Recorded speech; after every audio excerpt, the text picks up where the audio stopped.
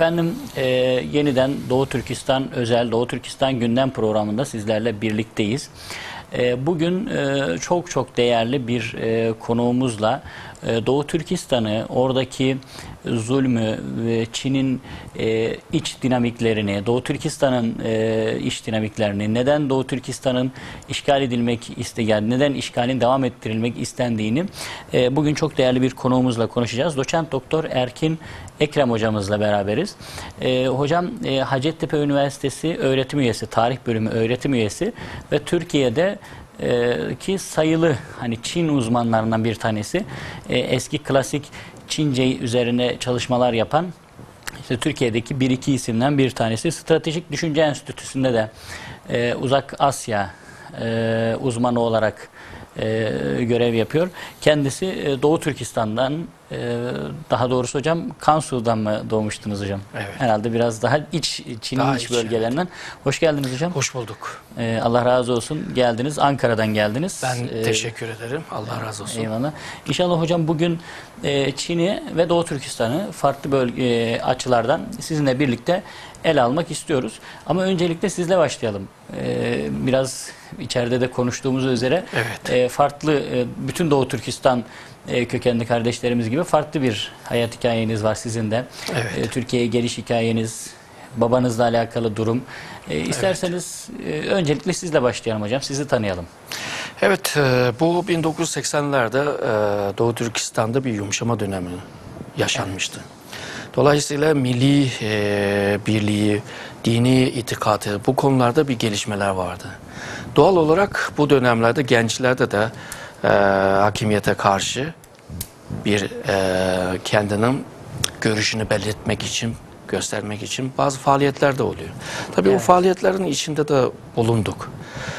Tıp fakültede okuyordum. Mezun olur olmaz mecbur hizmet olarak başka bir kente gönderdi. Kulca'ya gönderdiniz. Sonra 5 yıl hareket edemesin dedi. 5 yıl sonra hemen pasaport buldum. Sonra oradan çıkmak zorunda kaldım. Çünkü onun devamı pek iyi olmaz. Evet. Tabii Türkiye'de ben Golca diye bölgede vilayet hastanesinde ortopedi doktoru olarak çalıştım. Türkiye'de bir ihtisas yapmak üzere Türkiye'ye geldim. Fakat benim diplomam kabul edilmeyince, çünkü ikili anlaşmalarda bazı sorunlar var. Henüz denklik sorunu. Ve ben de klasik Çincem iyi olduğu için tarih okuyayım dedim. Yani eski tarih araştırarak bari bu konuda bir hizmet edeyim diye Hacettepe Üniversitesi tarih bölümünde başladım. Master'ını da yaptım, doktorasını da yaptım. Evet. Şimdi bu bölümde doçent olarak çalışıyorum. Hocam siz şanslı kitledensiniz öyle diyelim. Çünkü herhalde babanızın durumuyla da alakalı. Evet. Siz hem Çin'de okuyabilmişsiniz, tıp okumuşsunuz ve doktorluk da yapmışsınız. Türkiye'ye de gelmişsiniz. Babanız vesilesiyle. Peki babanız ne durumda hocam? Biz Gansu eyaletinin Kuzeybatı Milletler Üniversitesi. Babam orada çalışıyordu. Orada 37 sene çalıştı. 37 yıl. Sonra 91'de Doğu Türkistan taşındık. Orada da bir 8 sene, 9 sene çalıştı. Yani 40 küsur sene çalıştı. Babam bir dönemde orada rektörlük yaptı Kuzeybatı Milletler Üniversitesi'nde. Sonra döndükten sonra Doğu Türkistan'da Devlet Memurları İşletme Enstitüsü gibi bir yer vardı. Orada da başkan müdür olarak çalıştı. Çevremizde iyiydi yani bu şeyden. Statüden gelen bazı durumlardan dolayı. Ben nispeten sizin dediğiniz gibi başkalarından biraz şanslıyım. Fakat kader dediğimiz şey bazen de insanın umduğu gibi olmuyor. Evet. Ben Türkiye'de aslında ortopedi üzerinde bir ihtisas yapmak istemiştim Ankara Üniversitesi'nde ama o da olmadı. Belki tarihe geçtim, daha mı iyi oldu? Yoksa daha mı kötü oldu? Onu da henüz bilemiyorum ama... Belki Doğu Türkistan davası anlamında daha hayırlı olmuştur hocam. Olabilir. Bu bakımda belki daha karlı oldu diye düşünüyorum. Yani kendi açımdan. Yani bu millet biricik milletim için hizmet yapabildiğim için ondan gurur duyarım ben. Evet. Bu anlamda belki Türkiye'nin akademik müsait ortamında kendimizi yetiştirip Türkiye'nin sayesinde okuduk, yetiştik ve bugün gerek Türkiye olsun gerek de bizim Doğu Türkistan olsun elimizden gelen bazı hizmetlerini yapmaya çalışıyoruz. Evet. Hocam Türkiye'ye geldikten sonra geri dönebildiniz mi? Bir arada biz Doğu Türkistanlıların bazı faaliyetlerine de katıldık. Sonra duyumlarına göre kara listeye alındı mı? Duyum olarak Tabii. duymuştuk. Fakat 2000 Temmuz'da Türkiye'nin bir heyetiyle Çin'e gitmiştik. Çin'den ayrılırken gümrükte alıkoydu beni. Orada gümrük polisi amirine telefon açıyor.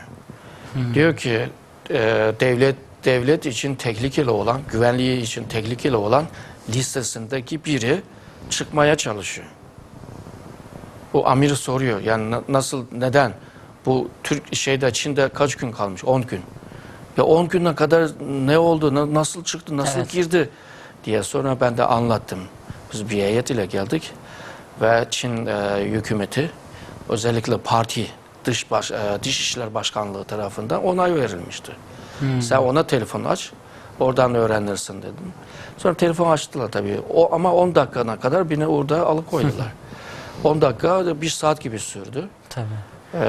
Çünkü her yerde kamera var. Etrafında istihbarat görevliler hemen etrafıma toplandı. Ondan sonra öğrendim ben de o listedeymişim. Yani sonra Türkiye'nin tekrar heyetiyle gitmenize rağmen sıkıntı yaşadınız. Ondan sonra işte dönmek biraz tehlike hissettik. Bir de ailemizde de gelme. Gittikçe burası da sıkıntı yaşanıyor. Gittikçe ağırlaşıyor vaziyet. Tabii 11 Eylül sonrasında da zaten iyice oradaki işler de kötüleşti. Dolayısıyla birçok dışarıda yaşayan Uygurların babası annesi vefat ettiği zaman da, akraba vefat ettiği zaman da gidemiyor. Mezar başında bulunamıyor. Ben ailede tek oğlan, yani 3 kız kardeşim var. Onlar da yurt dışında yaşıyor. Yani babamın başına ben mezar başına gelemedim. Hala o vicdan azabını çekiyorum. Ne zaman vefat etmişti hocam? Geçen yıl Ekim ayında. Allah rahmet eylesin. Babam İmam Hatip yani medrese mezunu. Dolayısıyla İslamiyet olsun ve bu dini olsun epey iyi bir bilgiye sahip. Kendisi de felsefe profesörüydü. Bizi o zorluklarda yetiştirdi ama adam vefat ettiği zaman da mezar başında yokuz. Yani tabutunu da kaldıramadık. Çok üzüntülü bir şey. Nerede hocam vefat etti? Urumçi'de vefat etti, hastanede. Biraz hastalığı vardı. Kalp ve akciğer sorunu vardı. Siz gidemiyorsunuz. O da gelemedi herhalde. O da gelemedi. Son 10 yıldan bu yana. Tabii o emekli olduktan sonra bu Çin'de bir var. Bir kural var. Gizliliği tükettirme süreci. Sen üst düzeydeki bir yöneticisin. Babam 27 yaşında Komünist Parti üyesi olmuştu. Evet. Ondan dolayı yani hükümetin bazı göremeyecek, normal insan göremeyecek bazı şeyleri görebiliyor. Örneğin Çin'de Cankao diye bir gazete var. Dergi, aslında da bir dergi. Bunu 2 çeşit var. Biri halk okuyabilecek, biri okuyamayacak. Üst düzeydekiler okur. Ben okuduktan sonra size teslim ediyorum. Ben aldığım saati yazıyorum. Size teslim ettiğim saati yazıyorum. Arada boşluk olmayacak. Bu gizli tutan şeyler. Yani benzer gizlilikleri giderebilmesi için bir sürece ihtiyacı var. Neydi hocam o derginin adı? Cankao. Yani Da Cankao diyor. Şimdi babamın... Neyi var hocam o dergide? Kusura bakmayın. Dikkatimi direkt çekti de. Neyi var o dergide hocam? Ya yani basına yansımayan, devleti Çin Halk Cumhuriyeti'ne ilgilendiren önemli olaylar, gelişmeler, tehditler. Örneğin İsa Yusuf Aktekin olayları, yani bu Türkiye'de yaşadı mesela 1990'da 90 yaşlı vardı.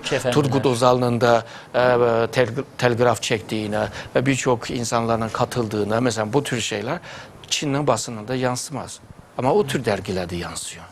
Yani Komünist Parti üyeleri üst düzeydekiler ancak okuyabiliyor onu. haberdar oluyor. İşte o gizlilik giderme süreci vardı. O süreç olmadan o genellikle 4'ten 8 yıla kadar. O gidermeden pasaport alamıyorduk.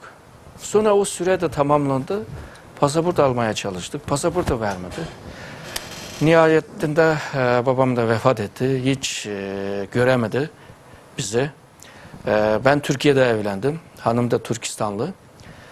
Oğlum da 13 yaşında. Ne gelinini gördü ne torununu. Başka herhalde bir de hacca gitmek istiyormuş hocam. Evet, o en son o arzusu vardı. Bana defalarca dedi.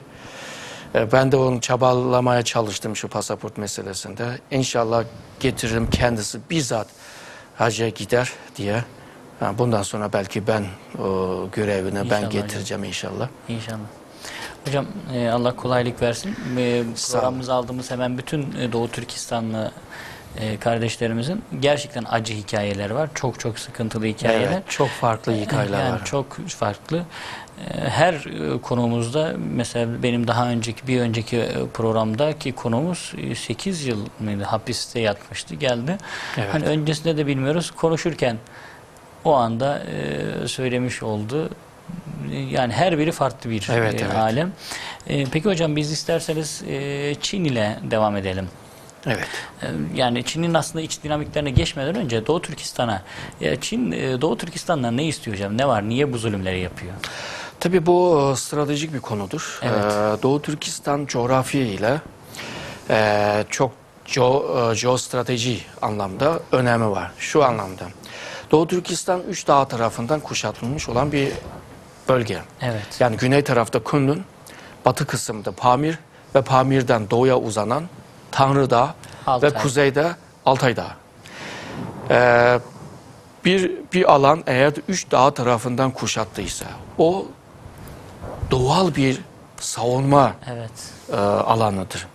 Şimdi Doğu Türkistan'ın doğusu Çin'dir. Doğu Türkistan'ın ötesi çıplak olduğu için bir kimse, herhangi bir güç Doğu Türkistan'a sahip olduğu zaman da Çin'i de tehdit altına alabiliyor. Bu tarihte çok yaşandı. Örneğin Hunlar döneminde. Hunlar Doğu Türkistan'a sahip olduğu için Çin'le daima tehdit yapabiliyordu. Göktürkler Doğu Türkistan'a sahip olduğu için daima Çin'e karşı üstünlük kazanabiliyordu. Cengiz Han da ilk olarak Çin'e dalmadı. Doğu Türkistan'a daldı. Evet. Ve Doğu Türkistan'ı aldıktan sonra bu yarı çember şeklinde Çin'i kuşatarak tabii onun torunları, çocukları aldı da o vefat etti. Kubilay. Yani örneğin 1933'te Doğu Türkistan'da Kaşgar'da bir Doğu Türkistan İslam Cumhuriyeti ilan edildi. Onun arkasında kim var? Onunla ilgilenen zamanındaki en büyük güçler. Kimler bunlar? İngilizler, Japon, Rus. Japonya 1930-40'larda en güçlü devletlerden biriydi. Tabii. Türkiye'de gerçi pek bilinmiyor. Bir de Çin. Ondan sonra 44'teki Cumhuriyet'e gelelim. 44'teki kuzeyde Golca'da ilan edildi. Onun arkasında kim var? Sovyetler Birliği var. Ondan sonra İngilizler var. İngilizler var. İngilizler daha çok güneyden ona takabül durmaya çalışıyor. Çin var. Amerika var. İngiltere'ye zaten o İkinci Dünya Savaşı'nın o ortamında ilgileniyor. 49'da Doğu Türkistan işgale uğrayacak. O zaman da yine bakıyoruz Amerika burada devlet kurmaya çalışıyor. Doğu Türkistan'da bir İslam devleti kuracak. Doğu Türkistan İslam devleti kurulduğu zaman da hem Çin'le dengeleyebilecek hem de Stalin'le dengeleyebilecekti. Çünkü Orta Asya'daki Türk Cumhuriyetlere bir örnek olacaktı. Bak bağımsız bir Müslüman devleti burada. Evet. Fakat Stalin bunu fark edince derhal Çin ile Komünist Çin ordusuyla Mao ile anlaştılar. Haziran ayında 49 Haziran ayında o zamandaki bu Yakup Han mıydı orada? Yok yani Mao'nun dönemi. Bu Yakup Han daha erken bir Doğu dönem. Türkistan İslam Cumhuriyeti. Şimdi Stalin Mao'nun arasındaki anlaşma ve Stalin'in tank uçak desteğiyle Komünist Çin ordusunun Doğu Türkistan işgalini daha da hızlandırdı. Ve böylece 49'un Eylül'ün 25'inde ilk işgal Doğu Türkistan'ın doğusunda Kumul'da başladı. Yani demek istediğim Doğu Türkistan öyle bir yer ki bütün büyük ülke, zamanındaki büyük ülke hepsi ilgilenir. Bugün keza böyle. Çünkü bu bölgeye sahip olan Çin'le de etki altına yapabildiği gibi Doğu Türkistan'a sahip olanlar bir de Batı Türkistan'la da stratejik derinlik yapabilecek konumda. Ki bugün Çin Doğu Türkistan'ı bir Güney Asya ve Orta Asya'nın çekim merkezi haline getirmeye çalışıyor. Ben yumuşak gücüm ile sizi çekerim. Siz de bana daha çok bana bağlı ya da duygusal anlamda bağlı kalacaksınız. Ben bu sefer bunu sıçrama tahtası olarak size sıçrabileceğim. Yoksa ben güç ile yaptığım zaman Rus rahatsız duyacak, Amerika rahatsız duyacak, İngilizler bilmem Hindistan'la, Pakistan, İran'la, Türkiye hepsi rahatsız olacak. Ben bu şekilde yapacağım diyor. Çünkü Doğu Türkistan'da böyle bir özelliği var. Bir de Doğu Türkistan Çin toprağının 6'da 1'i. Evet. Büyüklüğü. Çin'in 14 tane komşusu var. 8'i Doğu Türkistan ile komşu. O zaman Doğu Türkistan'ın jeopolitik anlamda ne kadar hassas bir bölge olduğunu, Çin'in mutlaka ilgilenmesi gereken bir bölge olduğunu. Çünkü 8 tane devlet burada. Komşu devlet. Evet. İlgilenmek zorundasın. Doğu Türkistan yeraltı, yer üstü zenginlikleri. Müthiş. Petrol ve doğal gazları. Şöyle diyeyim, Çin'in yıllık tüketen doğal gazın 3'te 1'i Doğu Türkistan'dan. Ve petrol de buna dahil. Çin'de tüketen pamuğunun %80 üzeri Doğu Türkistan'dan. Çin'in yıllık kazandığı altının da miktarını unuttum. Yani büyük bir miktarda. Mesela Altay Dağı diyoruz ya, o aslında Altın Dağı. Altay Moğolcadır. Biz de Moğolcadan aldığımız için Altay oldu. Altın Dağı. Yani asırlarca insanlar orada altın kazıyor. Hala bitmiyor. Yani uranyumdan tutun başka 130 çeşit nadir bulunan madenler var Doğu Türkistan'da. Bunlar bugünkü Çin'in kalkınmasına katkıda bulunmaktadır. Bütün bu maden. O zaman bu bölge Çin'in elinden çıkması Çin'in aleyhinedir. Evet. Yani Çin'in büyük ülke olma iddiasının engel olacak bu. Çin eğer dünyada bunun, hani süper güç olabilmek için ham maddeye bu tür şeylere ihtiyacın var. Mecburen Doğu Türkistan elinde tutuyor. Şimdi Doğu Türkistan yeni bir özelliği var. Örneğin Orta Asya'da, Kazakistan ve Türkmenistan'a dünyadaki en uzun boru hatları düşedi Çinliler. Özellikle Türkmenistan'dan doğalgaz ve Kazakistan doğalgaz ve petrol ve yarın öbür gün Özbekistan'dan bağlayacak, Rusya'dan da bağlayacak. Ama bunlar hepsi Doğu Türkistan'dan geçecek. Çin'e gidebilmek için hepsi Doğu Türkistan. Eğer de Doğu Türkistan'da istikrarsızlık bir durum olursa bu boru hatlar hepsi engelle uğrayacak. Yani burada imha olacak. Eğer de siz Çin'in rakibiyseniz Doğu Türkistan'la ilgi göstermeyecek misiniz? Evet. Yani Çin'i zapt edebilmek ya da Çin'le baskı yapabilmek için ben Doğu Türkistan kartını oynarsam bana yeterli oluyor. Bu nedenle Doğu Türkistan Çin'in bir yumuşak karnıdır. Kim dokunduğu zaman da Çin çok rahatsız duyuyor. Bu nedenle örneğin bizim başbakan Doğu Türkistan'da Urumçi vakasında adeta soykırım dediği zaman da Çinliler çok da şaşırdı. Yani anlayamadı yani. Niye Türkiye bunu bize diyor şeklinde. Yani bu kadar ağır bir ifade Çinliler onu kaldıramadı. Tabii sonradan anlamaya başladı bunu. Çünkü kimseye konuşturmuyor Doğu Türkistan. Çin. Evet. Bugün Amerika-Çin ilişkisinde gündemde Doğu Türkistan sorunu var. Tibet ve Doğu Türkistan. Tabii Tibet'te olacak. Yani Doğu Türkistan konu olduğu için. Şimdi Çin-Almanya ilişkisi. Doğu Türkistan gündemde. Çin-İngiltere ilişkisi. Doğu Türkistan gündemde. Çin-Türkiye ilişkisi. Doğu Türkistan gündemde. Çin-Orta Asya bütün ülkelerle ilişkilerde Doğu Türkistan var. Avustralya, Kanada ile olan ilişkide Doğu Türkistan gündemde. Yani şunu demek istiyorum. Doğu Türkistan artık büyük devletler arasındaki ilişkilerdeki gündem konusudur. Peki hocam terazinin hangi tarafa ağır basıyor? Şundan dolayı söyleyeceğim. Şimdi mesela biz Kamboçya'ya gittik. Kamboçya devlet başkanıyla işte o söyleşi yapıyoruz, konuştuk. Orada mesela şeyi sordum. Doğu Türkistan'dan kaçan Doğu Türkistanlı işte bir grubu Çin'e iade etti Kamboçya.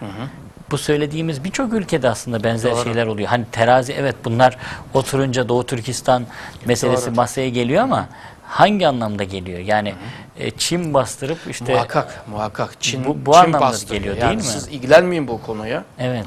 Bu sizin konunuz değil. Ya bu insan hakları ya bunları bırakın. Yani Çin ağır basıyor maalesef. Çin ağırlığı basıyor. Hem de şunu da ilave edeyim. 11 Eylül öncesi Doğu Türkistan sorunu Çin'in iç sorunudur. O zaman kimse dokunamıyordu, kimse de yazamıyordu, kimse de çizemiyordu. Evet. Biz Türkiye'de yaşıyorduk. Aylar, yıllar gazetenin bir köşesinde Doğu Türkistan ile ilgili bir haber olur. Birbirimize telefonda haber veriyoruz. Sonra o gazeteni bulmak için Ankara'ya dolaşıyoruz. Hala o küpürler bende var. Kestim. 92'den beri kesiyorduk. Bugün internet geliştiği için bugün Haber artık çoğaldı. kesmiyoruz. Haber de çoğaldı eskisi gibi. Yani onları kesip seviniyorduk. Yani bizim Uygur meselesi, Doğu Türkistan meselesi. Türkiye'de dahi, gazetede, Türkiye'de dahi böyleydi durum. Türkiye'de yansıdı diye seviniyorduk. 97'de Golca olayında Türkiye'de basında bir patladı. Doğu Türkistan sorunu bütün gazetelerde yazdı. Evet. Haberler şuna bunlar. O zaman ancak bir patlama oldu. Yani şunu anlatmaya çalışıyorum. Doğu Türkistan meselesi kapalı bir meseleydi. Kimsenin gündeminde değildi. Bugün artık Çin ile büyük ülkelerin arasındaki bir sorununa dönüştü. Eğer de Doğu Türkistan sorunu bu ülkelerin ilişkileri arasında gündemde yer alıyorsa o zaman Doğu Türkistan sorununun da uluslararası sorununa dönüşmesi ve uluslararası tarafından müdahale etmeye yetki hakkını da kazandırabilecek. Yani Doğu Türkistanlılar için, geleceği için daha faydalı oluyor. Yoksa kapalı içinde seni imha edebilir. Peki hocam mesela şu da yok mu? Sizin söylediğiniz işte daha fazla diyelim küresel güç odaklarının da ilgilendiği bir merkez olması faydalı olmuştur diyorsunuz ama en çok kan da bu dönemde dökülmedi mi mesela? Muhakkak o boyutu var tabii. Bazen sen anlayamazsın o oyunları. Evet. Çünkü o büyük ülkeler arasında oynuyor. Onların siyasi denge, ekonomik çıkarların denge falan. Eğer de farklı sağlandığı zaman da sen bedelini ödüyorsun. Evet. Yani bunu 33'teki Cumhuriyet'te, 44'teki Cumhuriyet'te aynen. hepsini gördük, yaşadık. Doğu Türkistan Hepsi çok bedel ödedi. bu büyük güçlerin arasındaki çekişmeler, dengeler bunlara bağlıydı. Ama Doğu Türkistan halkı bunu pek bilemiyordu. Çünkü o düzeydeki şeyleri anlaması da pek imkan yoktu. Ama bugün Doğu Türkistanlılar sadece Doğu Türkistan sınırının içinde yaşamıyor. Artık dünyada yaşıyor. Artık birinci nesilden sonra ikinci, üçüncü nesil gelince bunlar daha da aydınlanacak. Daha da iyi eğitim alacak. Bu uluslararası ilişkideki gelişmelere, bu oyunları daha iyi anlamaya başlar. Belki bu büyük ülkelerin bu dengelerin arasında nasıl bir rol, nasıl bir Hollywood'un sanatçıları nasıl ödül alabilecek kadar oynayabiliyorsa Doğu Türkistanlılarda da bunu oynayabilmesi lazım. Oynayamadığın zaman da kan ile ödeyeceksin bedelini. Evet. Oynayabildiğin zaman da kazanabilirsin. Hocam şöyle söyleyeyim mesela birkaç yıl önceki ile kıyaslandığı zaman ben daha fazla mesela makale görüyorum sağda solda kaynak bulabiliyorum ve üstelik hani bu tür denklemleri de gözeten makaleler, yazılar daha fazla ortalıkta yer almaya başladı. İnşallah daha da ilerleyen süreçte inşallah daha da artacak bu. Peki hocam Çin'i konuşalım biraz da. Hani biz bu denklemde Doğu Türkistan'ın durduğu noktayı konuşuyoruz ama Çin ne durumda hocam? Bizim Çin dediğimiz milattan önceki 1027'de kurulmuş ve milattan önce 221'de batmış olan bir Zhou sülalesi var. Zhou sülalesi bağlı olan derebelik devletler var. Bu derebelik devletlerin arasında bir tanesinin adı Çin. Evet. Ve 470 bu sülalenin böyle bir eski Türklerle de bir bağlantısı var mıydı hocam? Zhou sülalesinin ailesi Çinli olmadığını söylemek mümkün. Ama Türk olup olmadığını söylemek biraz zor.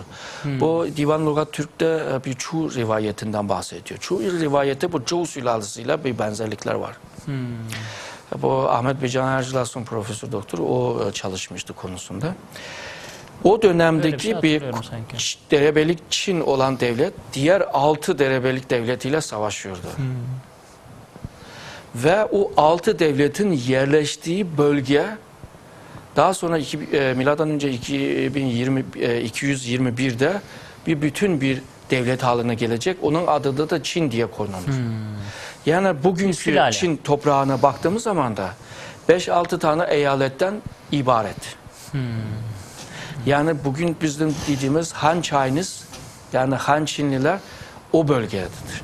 Sonra bu milattan önce 206'da kurulmuş Han sülalesi var. Bunun genişlemesiyle birlikte Doğu Türkistan'a genişliyor, Moğolistan tarafa genişliyor ve Güney Çin'e genişliyor. Güney Çin'de bir nehir var. Yabancılar Yangtze Nehir der. Yani Çinliler Uzun Nehir der. Uzun Nehir'in güneyi Çinli değildi.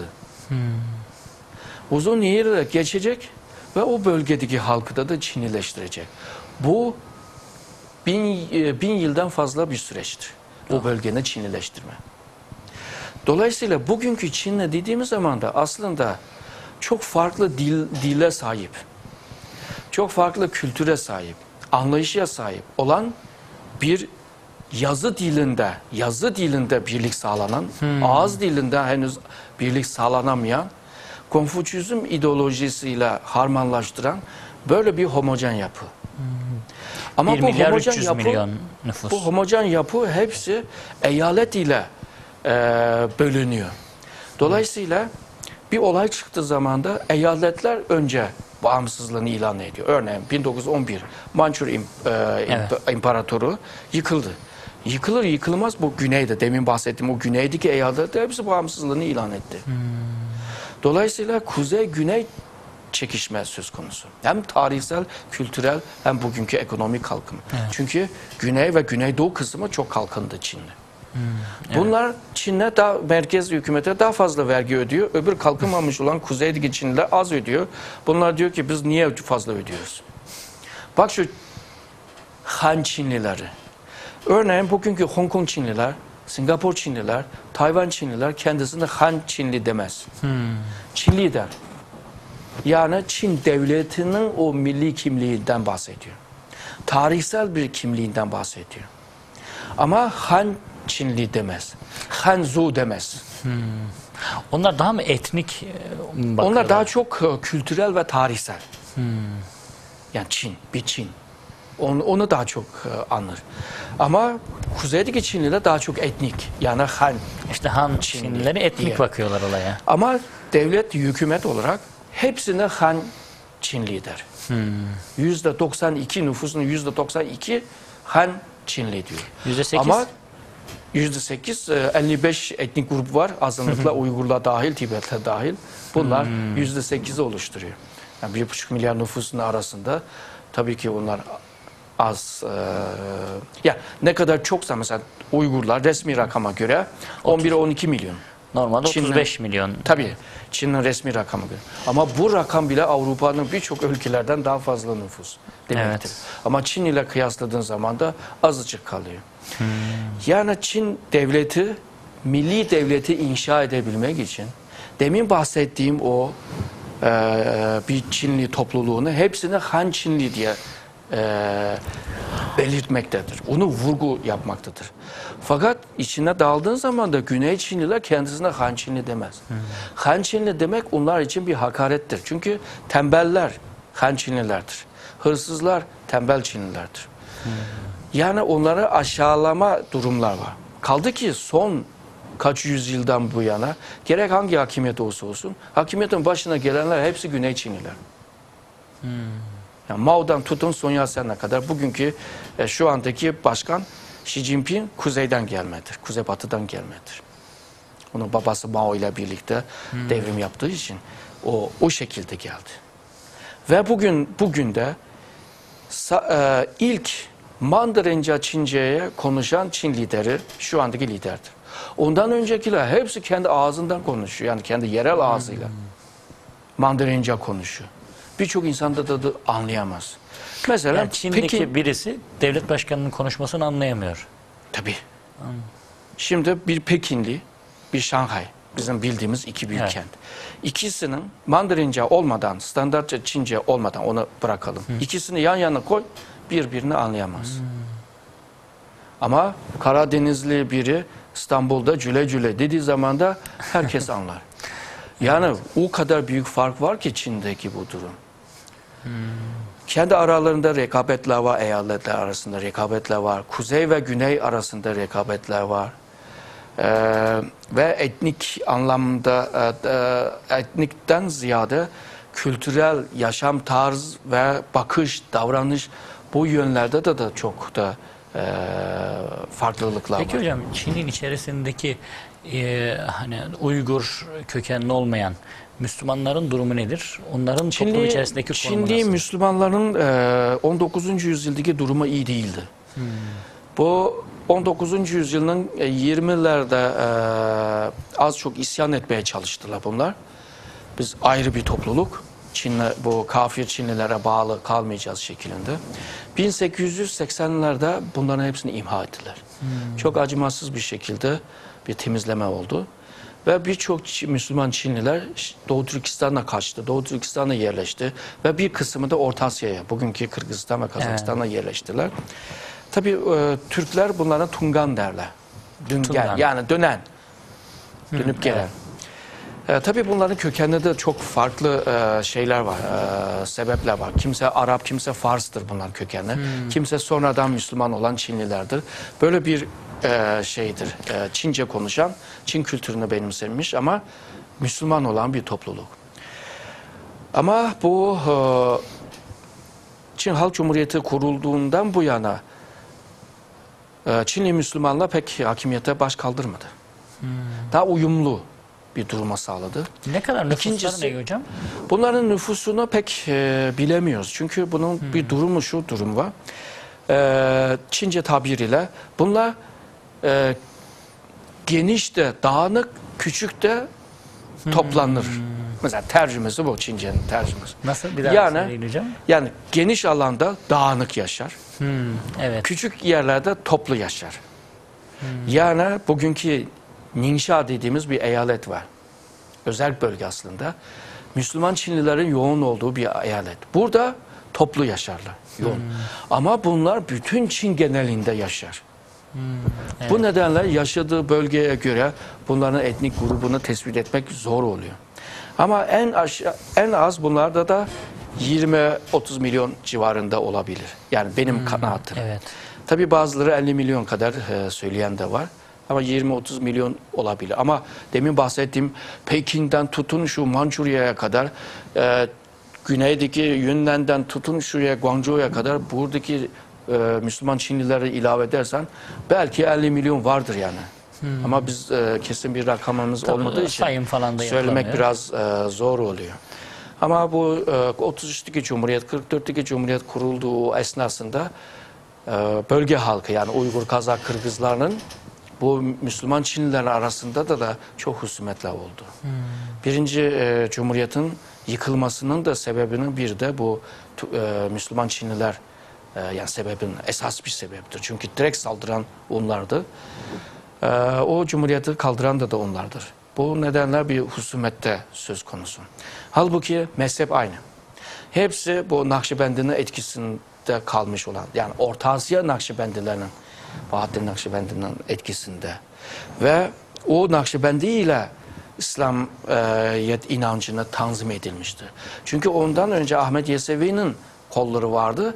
Tabii o eski Türk inancıyla İslam inancının karmasıdır. Evet. Bunu Divan Logat Türk'te veya Yusuf Has Hacıp'ın Kudat Kublik'te rahatça okuyabiliyoruz. Hem İslam'dan bahsediyor, hem Efsuncu'dan bahsediyor. Evet. Hem Allah'tan bahsediyor, hem Tanrı'dan bahsediyor. Yani o geçiş dönemindeki o karmaşanı orada görebiliriz. Yani bu mezhep de Sunni Hanefi'dir. Aynı, yani Doğu Türkistanlılarda çok şey de yok. Farkı da yok. Ama bazen bu siyasi ekonomi çıkarlardan dolayı Tabii. bir tarihte Peki böyle bir sorunlar yaşanmıştır. Şu anda Doğu Türkistan davasına bir destek verebiliyorlar mı? Bugünkü Müslüman Çinliler Uygurlara göre, başka Müslümanlara göre nispeten durumu iyi. Fazla bir baskısı yok. Örneğin kendi camisini kendi karar verip yaptırabiliyor. Kendi hocasını, yani cami hocasını kendisi karar verip yetiştirebiliyor. Kur'an-ı Kerim'e kendisi karar verip matbaada basabiliyor. Hadiste de öyle. Ama Doğu Türkistan'da bunlar yapamıyorsun. Çünkü bunu hükümete müracaat etmen gerekiyor. Ama buna rağmen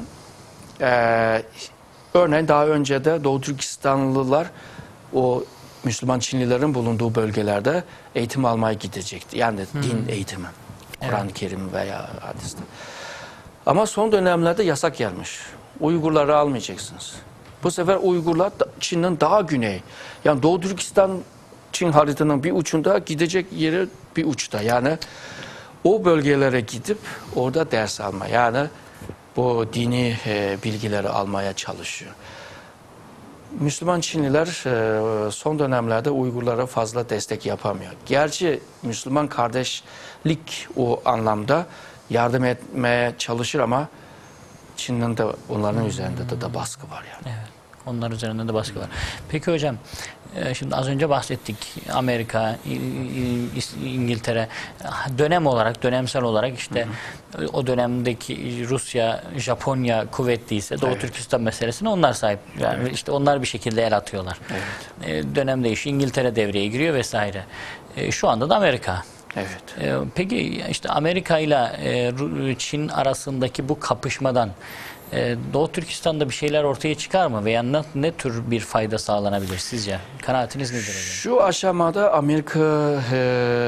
Amerikan Doğu Türkistan meselesini bir insan hakları meselesi olarak bakmaktadır. Doğu Türkistan meselesi değil, Uygur meselesi diye bakıyor. Çünkü Uygur meselesi insan hakları meselesidir. Doğu Türkistan meselesi toprak meselesidir. Bu iki mesele Uygurlar hepsi aynı mesele olarak görür. Çinliler de öyle görür. Çünkü davayı yapan da bunlar olduğu için o iki sorun bir iç içe girmiş. Fakat Türkiye dahil Batı ülkeler buna ayrımını yapar.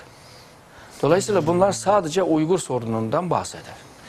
Memlekette herhangi bir ayda, bir hafta bir sorun, bir çatışma, bir olayla olduğu zaman da daima Amerikan tarafından, Dışişleri Bakanlığı'ndan ya da Pekin'deki Büyükelçiliği tarafından bir beyanname yayınlar. Yani burada insan hakları olmadığı için bu tür sorunlar yaşandığını, Çin hükümetinin de kendi insan hakları sorununu gözden geçirme. Yani Tibet için de aynı şeyi. Tibet için de aynı yani. Şimdi Amerika'nın Çin üzerindeki baskı insan hakları ve demokrasi baskı, bu bir. Yani bu azınlıklar ile hareket ediyor. Ama bir de stratejik baskı var. Bu da Asya Pasifik tarafından kuşatıyor. Amerika bugün rakibini daha önce Sovyetler Birliği gibi yaptığı gibi bugün Çin olarak yaptı. Bu gerçekleşti. Evet. Çünkü son yıllarda yazılmış olan savunma stratejisinden tutun milli stratejine kadar hepsini buna net ifade ediyor. Ve 2020'ye kadar Amerikan bütün silah kuvvetlerinin %60'ını o bölgeye taşıyacak, Asya Pasifik'e. Halbuki Sovyetler döneminde %60 Avrupa'daydı silah kuvvetleri. Bu sefer Asya Pasifik'i taşıyacak. Asya Pasifik tarafından Çin'i kuşatacak. Yani doğuda Çin'i doğudan kuşatacak. Strateji baskı yapmakla Çin'i bir uyumlu uluslararası, Amerika'nın kurduğu uluslararası sisteme uyumlu bir devlet haline getirme. Evet. Yoksa Çin'le savaş açmak anlamda değil. Stratejik baskı yapıyor. Fakat sen doğudan baskı yapıyorsun. Peki batı, yani Doğu Türkistan, Tibet bulunduğu yerde baskı yapmazsan olmaz. Dolayısıyla bu azınlık sorunu da Stalin'in zamanında yaptığı gibi, Stalin de Çin'in sınır bölgedeki azınlıkları harekete geçirerek Çin'le baskı yapıp Moğolistan'ı ele geçirdi. Dış Moğolistan'a bağımsız edebildi. Çin'in Mançurya'daki demiryol kullanma hakkını ele geçirdi. Çin'in en iyi 2 tane askeri limanının kullanma hakkını Stalin elde geçirdi. Yani azınlıkları harekete geçirdiğin zaman da bazen büyük menfaatları elde edebiliyorsun. Bu nedenle Amerika'nın Çin'in rakibi olan ya da Çin'den rahatsız duyan bu ülkeler hepsi Doğu Türkistan'ın bu durumuyla ilgilenmekte. Ama daha çok insan hakları boyutunda, o düzeyde. Fakat yarın öbür gün bu stratejiye dönüşebilir. Yani Doğu Türkistan sorunu bir strateji sorununa dönüşebilir. Çin'le daha zor duruma bırakabilir. Çünkü bugünkü Ukrayna üzerindeki kavgaları görürsek herhalde daha net ortaya çıkar. Tabii. Yani çünkü Çin yükselen bir güç. Bir de mevcut Amerika'nın kurduğu bu sisteme fazla da uyum sağlamıyor. Aslında şöyle bir şey hocam, hani Çin'in dünyaya verebileceği bu anlamda bir şeyi yok. Hani medeniyet, bir değerler olarak bir şey yok. Fakat müthiş bir güç. Stratejik olarak, ekonomik olarak, askeri olarak da geliyor. Müthiş bir güç. Bunu engellemek için bir ton imkanı değerlendirmeye çalışıyor Amerika. Tabii yani ekonomi aracı var Çin'in, Amerika'nın. Çin'deki yatırımlardan tutun bu teknoloji yatırıma kadar. Amerika'nın elinde kozu daha fazladır. Yani Çin'e göre. Evet. Ama Çin'de son dönemdeki ekonomi hızlı büyümesiyle birlikte bir de askeri modernizasyon da hızlandı. Evet. Artık Ay'a çıkabiliyor. Artık denizin 7000 metre aşağıya inebiliyor. O teknolojiye, o tür gemilere sahip oluyor. Nükleer silahı var. Kıtalar arası füzeler var. Sesten hızlı olan füzeleri var. Ses hızından hızlı olan. Dolayısıyla Amerika ile yüz yüze gelip savaşabilecek durumda olduğunu göstermeye çalışıyor. Fakat eğer de Amerika Çin arasında bir savaş yaşanırsa Çin son 35 yılda kazandığını hepsini kaybedecek. Peki. Bir de Çin parçalanacak. Ben onu soracaktım tam hocam. Hani sizin kanaatiniz nedir? Çünkü işte Sovyet Rusya'yı az çok ben de hatırlıyorum. Bir gecede demiyoruz ama hani ona getiren nedenler var, süreçler var vesaire. Fakat bir anda kalktık, parçalandı. Kimse inanmıyordu. Evet, kimse inanmıyordu. Devasa bir şey, dünyanın süper gücü. Çin'de böyle bir şey olma ihtimali var mı hocam? Bunun ihtimali her zaman var. Birkaç neden var. İç dinamizmden bahsettiğimiz zaman da Çin şu anda hakikaten zenginleşen bir kesim var. Bu yaklaşık %10 nüfusu teşkil ediyor. Bir de %75 fakir nüfus var. Bunun içinde yine %20 yani açlık sınır altında olan da var. Hocam %20 diyorsunuz ama bu 250 milyon çarpın insan. O milyona. 250-300 milyon insan. Tabii. Yani. Bu nedenle Çin'de şu anda değişik sınıfların arasında çatışmalar var. Daima Çin'de yılda 10 binden 100 bine kadar olay var. Yılda Çin'de. Yani bu hepsi ekonominin gelirinin haksızlık dağılımdan geliyor. Yani bir kesim çok zengin oluyor. Gelir dağılımındaki adaletsizlik büyük. Evet. Ondan sonra partili olanlar daha etkili, daha çok iyi kazanır, daha iyi yaşar. Partili olmayanlar zor durumda. Devlet şirketini yönetenler parti sisteme dahil olduğu için ona daha iyi kazanıyor. Ama özel teşebbüsçüler daha fakir, daha çok şey yok. Örneğin Çin'in GDP dediğimiz yani milli gelirinin büyük bir kısmını, %80'ini devlet şirketler yapıyor. %20'ni ancak o özel şirketler, sektörler getiriyor. Ama onların Çin'in ekonomisine yaptığı kazancı çok da sayılmaz. Toplumda bir rahatsızlık var. Bu çok belirgin bir şekilde. Evet. Bunları yatıştırabilmek için sadece ekonomi değil, bunun işin içinde hukuk söz konusu. Niye hukuk sana işliyor, niye bana işlemiyor? Niye hukuk dediğin zaman da o kullanabiliyor, niye hukuk dediğim zaman da hak istediğim zaman bana olmuyor diyen Çinliler çoğalıyor. Dolayısıyla bu tür demin dediğim olaylar sık sık yaşanıyor. Bir de Çin'de bir ahlaki çöküntü de var. Örneğin bir araba bir çocuğu eziyor, geçiyor. Kimse o ne olup ne bittiği sormazlar. Bu televizyonlarda birçok şeylerde gösterdi bunlar. Tabii, benzer olaylar. Sosyal medyada görüyoruz. Ve bugün Çin hükümeti bu ahlaki boyutunu güçlendirebilmek için Konfüçyüzm'ü ön plana sürmeye çalışıyor. Yani insanlarını sev. Dolayısıyla o da seni sevsin şeklinde bunları geliştirme, yani eski geleneksel o toplumsal uyumluluğunu sağlamaya çalışıyor. Fakat bu 35 yıldan bu yana hükümet Çinlileri ileriye bak diye ifade eden bir kelime var. Shang Qiankan. Ama Qian kelimesi aynı zamanda para sesidir.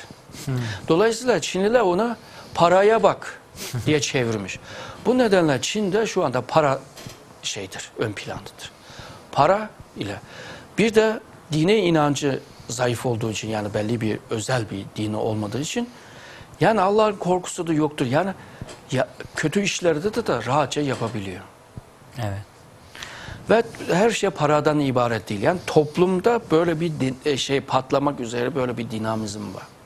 Ondan sonra eyaletler arasındaki çatışmalar da söz konusu. Günün birinde Çin'in ekonomi sorunu çıktığı zamanda deminki toplumsal sorunlar doğal olarak siyasal sorununa dönüşecek.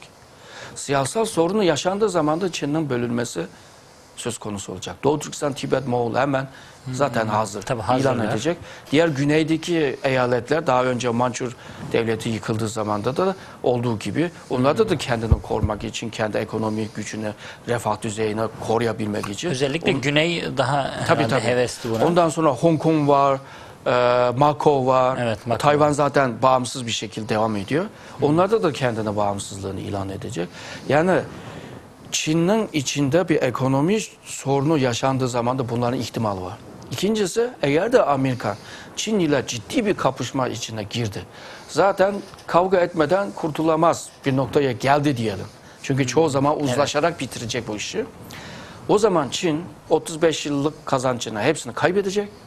Çin'de bölünmenin ihtimali de daha da kuvvetlenecek. Amerika'da yaralanacak. Ya en iyi senaryo herhalde hocam bu. Yani benim kendi açımdan bakıyorum. Belli olmuyor çünkü bazı gelişmeler bizimki düşündüğümüz gibi gelişmiyor. Tabii. Bazen öyle bir gelişiyor ki biz de şaşırıyoruz yani. Evet hocam. Hocam yani bize ayrılan sürenin sonuna geldik. Birkaç dakikamız var. Ben bu süre içerisinde sizden yine genel bir değerlendirme almak istiyorum. Bir tanesi de sizsiniz. Hani diasporadaki Doğu Türkistanlılar, Uygur Türklerinden birisi de sizsiniz. Sizin yaptıklarınız ortada. Hacettepe Üniversitesi tarih çalışmalarınız.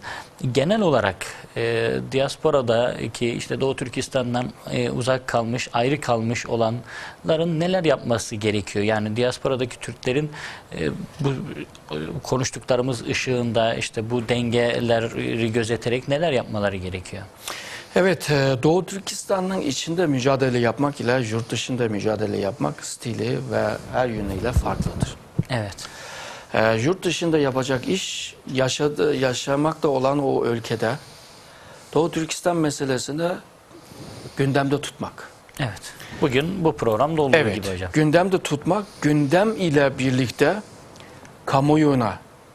kamuoyu yoluyla hükümete ya da meclise baskı yapmakla Çin'in üzerinde baskı yapmak. Evet. Yani iş bu. Bunu yapamadığı sürece olmaz. Şimdi yurt dışında Çinliyi yakalayıp öldürme bunun imkanı yok. Ve de doğru da değil. Uygun da değil. Hiçbir ülke bunu kabul etmez. Tabii. Onun için bu... Hocam İslam hukuku da kabul etmez. Tabii. Yani her insanı yakalayıp öldüremezsin. Tabii. Onun şartları var. Bu nedenle yurt dışındaki faaliyetlerin en çok siyasi boyutu olacak. Tabii içe dönük hani kendi kültürel olarak dönük, bir bağ kenetlenmeleri gerekiyor. Ayrı fakat duruş olarak bulundukları ülkelerde baskı grupları oluşturmaları gerekiyor herhalde. Diğer bir siyasi dışında bazı gruplar var. Bunlar silahlı gruplar. Bunlar daha çok Doğu Türkistan'ın sınır bölgelerde, Afganistan, Pakistan gibi o bölgelerde kalmaktadır. Zaman zaman bunlar bölge içine dalarak orada bazı şiddetine başvuran bazı olayları da yaratmıştır. Ancak biz birçok tarihsel olarak söylüyorum, bazı siyasi güç yetersiz kalıyor. Siyasi gücün yanında ekonomi güç, askeri güç, beyin güç, şu güç, bu güçte de ihtiyacı var. Tabii. Bu nedenle Doğu Türkistan dışarıdaki teşkilatların bazı güçler işbirliği yapma, yani stratejik boyutunda işbirliği yapması. Kendi boyutunda bağımsız olarak devam edebilir. Bunun sebebi şu, yani her ülkenin siyasal durumu farklı, yapısı farklı, anlaşma.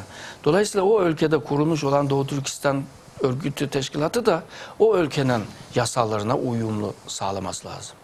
Bu nedenle bütün teşkilatlar hepsine tek tip bir teşkilat halini getirmek zordur. O zaman koordine bir teşkilat olacak, bunları koordine edecek. Yani genel bir siyaseti belirlemek üzere.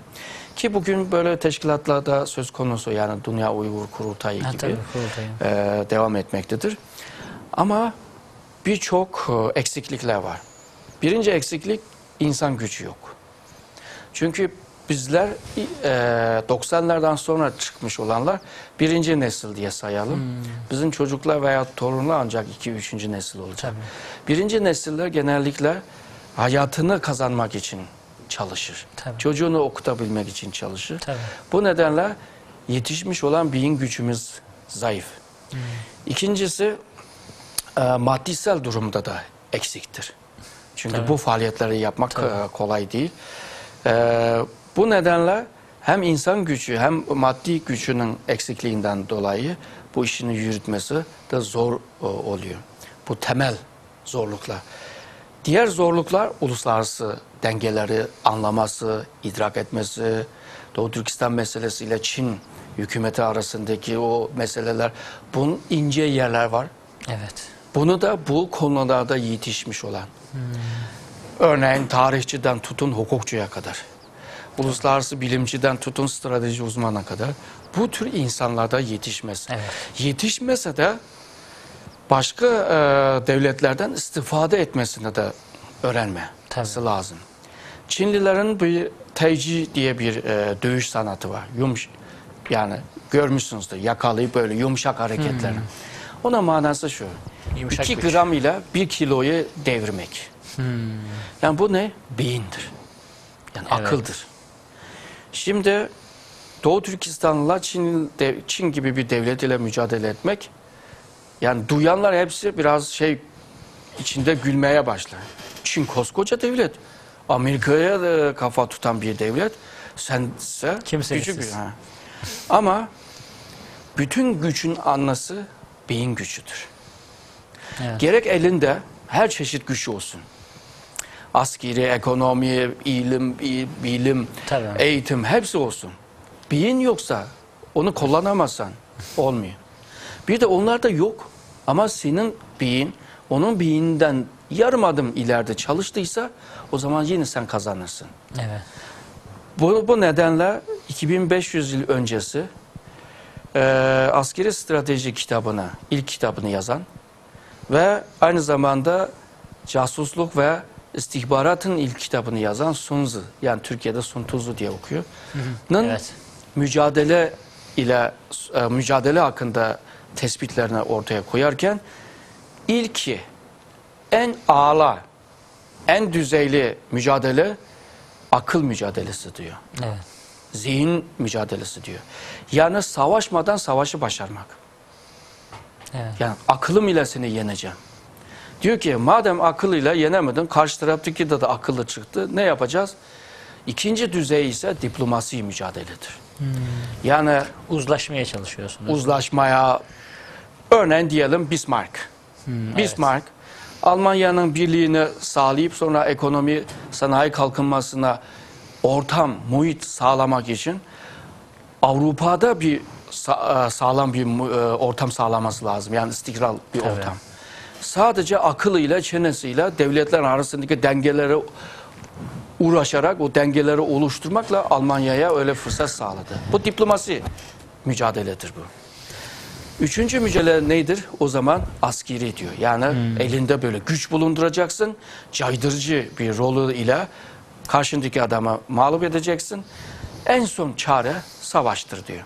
Yani demek istediğim, eğer de Doğu Türkistanlılarda akıllı adam, yani yetişmiş adamlar varsa Çinlilerin tabiriyle 2 gram ile 1 kiloya da devirebilir. Belki daha fazla. Evet. Bunun için yetişen kişiye bağlıdır bu. Toplumu eğitmesi açısından da önemlidir. Yani toplumun fikri, görüşünü de değiştiren ya da bunların donanması açısından da böyle okumuş, yetişmiş kişilere ihtiyacı var. Hocam denir ya, hani uyuyan binlerce kişiyi uyandırmak için uyanık olan bir kişi yeterlidir.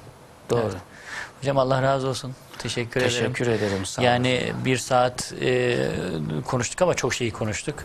Evet. Çok şey anlattınız. Allah razı olsun. Çok faydalandık. Size de İnşallah Allah tekrar razı daha olsun. sonraki Sağ programlarda olun. İnşallah. tekrar sizinle görüşürüz. Bu tür konuları konuşuruz. İnşallah. Bugünlük bize ayrılan sürenin sonuna geldik.